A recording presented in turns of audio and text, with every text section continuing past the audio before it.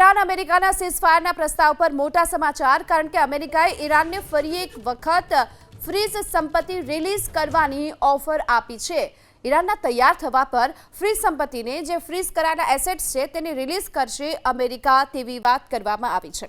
देखो બે તબક્કામાં પ્રસ્તાવ જે કરવામાં આવ્યું છે, જેની વાત છે સીઝફાયરનો આ પ્રસ્તાવ, અને આ સીઝફાયરના પ્રસ્તાવની વચ્ચે હવે અમેરિકા તરફથી કહેવામાં આવી રહ્યું છે કે જે ઈરાનના તૈયાર થવા પર હવે જે ફ્રીઝ સંપત્તિ છે તેને રિલીઝ કરવામાં આવશે।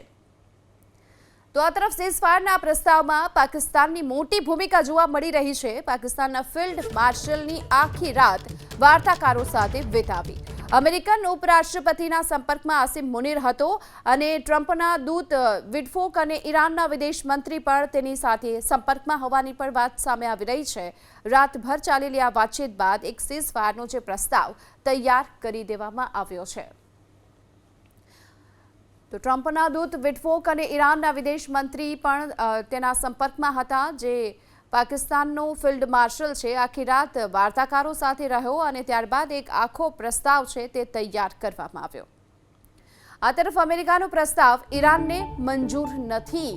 અમેરિકાનો પોતાનો પ્રસ્તાવ મોકલશે ઈરાન, અને પોતાની માંગ સાથેનો ડ્રાફ્ટ મોકલવા માટે ઈરાન તૈયાર થઈ ચૂક્યો છે। એક તરફ જ્યારે હાલ સીઝફાયરના પ્રસ્તાવની વાત ચાલી આવી રહી છે, તો સામે ઈરાનને અમેરિકાનો આ પ્રસ્તાવ મંજૂર નથી। ઈરાન તરફથી એ કહેવામાં આવી રહ્યું છે કે તે પોતાનો પ્રસ્તાવ અમેરિકાને મોકલશે, કે ઈરાન આખરે શું ઈચ્છી રહ્યું છે। પોતાની માંગ સાથેનો એક ડ્રાફ્ટ તૈયાર કરવામાં આવશે, અને આ ડ્રાફ્ટ મોકલવા પર ઈરાન તૈયાર છે। ઈરાનના વિદેશ મંત્રાલયે પોતાનો પ્રસ્તાવ એક તૈયાર કરી દીધો છે। પોતાના હિતોના આધાર પર માંગો નક્કી કરવામાં આવશે, અને સીઝફાયરને લઈ રેડ લાઇન્સ સાફ છે તેવી પણ વાત ઈરાન તરફથી કરવામાં આવી છે।